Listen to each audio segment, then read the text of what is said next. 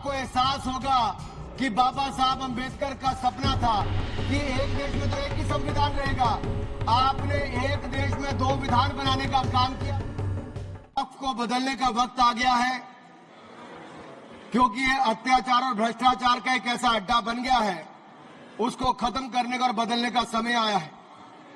भारत को वक्फ के खौफ से आजादी चाहिए, क्योंकि यहां पर ये जो पहले कांग्रेस के जमाने में बना वक्फ का कानून है, वह उसका मतलब तो यही था, खाता ना वही जो वक्फ कहे वही सही।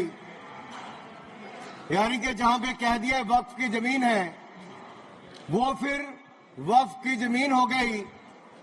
वो जिम्मेदारी उनकी नहीं है कहने की, बताने की कि ये कैसे उनकी जमीन है, लेकिन जिसकी चले गई वो बेचारा दर दर भटकता है और उसको इंसाफ भी नहीं मिलता है। मैं इसके बारे में विस्तार में बताऊंगा, लेकिन आज एक बार फिर कांग्रेस देश को और देश में भ्रम फैलाने का प्रयास कर रही है।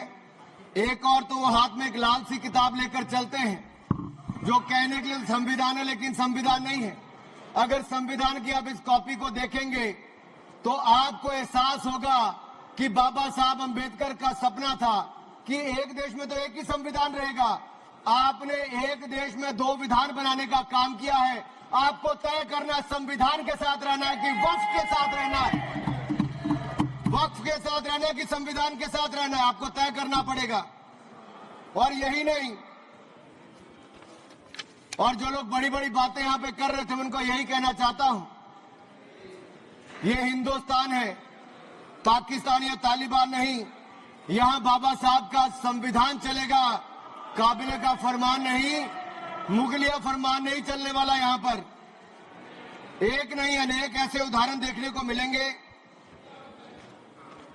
माननीय सभापति जी, आज हम केवल संविधान संशोधन पर चर्चा नहीं कर रहे, लेकिन एक ऐसे समानांतर सत्ता को चुनौती दे रहे हैं जो दशकों से अनियंत्रित रूप से अस्तित्व में है।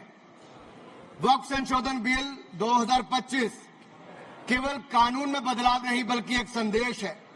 संदेश स्पष्ट है कि देश में एक ही कानून चलेगा, भारत का संविधान, और भारत के संविधान के ऊपर कुछ नहीं है। वक्फ बोर्ड का उद्देश्य मुस्लिम समुदाय के कल्याण के लिए संपत्तियों का प्रबंधन करना था, लेकिन कांग्रेस और उसके सहयोगी दलों ने इस भूमि को अपारदर्शी और एक गैर जिम्मेदाराना तरीके से राजनीतिक संरक्षण देते हुए एक ऐसा साम्राज्य बनाया जहां पर इन्होंने इसको अपना वोट बैंक का एटीएम बनाकर रख दिया है। 70 सालों से इन्होंने यही किया है। 1947 में भारत ने एक विभाजन देखा है, वो एक परिवार और एक पार्टी के कारण वो विभाजन हुआ है। आज जमीन जिहाद, लैंड जिहाद के नाम पर हम दूसरा विभाजन नहीं होने देंगे, नहीं होने देंगे।